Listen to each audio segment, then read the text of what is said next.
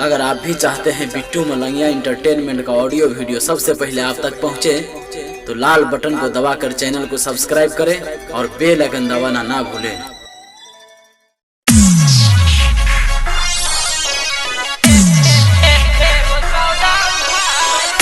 Presented by Bittu Malangia Entertainment. DJ Sumit Satish, Rayman, recording by Core Media.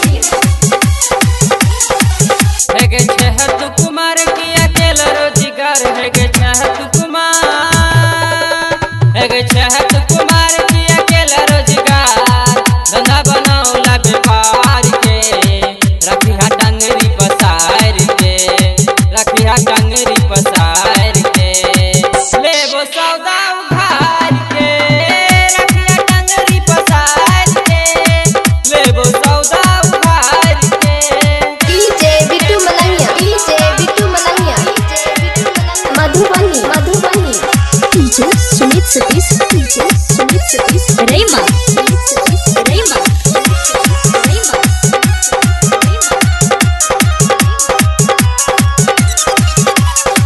कहर में छौरी तू केने छनाम गे, कोना के कॉल ला एहन तू काम गे। चल हट भगभग ना कहर में छौरी तू केने छनाम गे, कोना के कॉल ला एहन तू काम गे। बकरे हेगे देखबो तमाशा सटबो के गंटेला सा, हेगे देखबो तमाशा, हेगे देखबो तमाशा सटबो के गंटेला सा। किली लगेबो के बार के, रखिया टंगरी पसार के, लेबो सौदा उधार के, रखिया टंगरी पसार के, लेबो सौदा उधार के। अच्छा Sumit Satish, Rayman, DJ Bittu Malangia, सटने रही हागे ओकरा के भीरी, ददे तो भीरी के सब किसन गिरी। जिद मत करो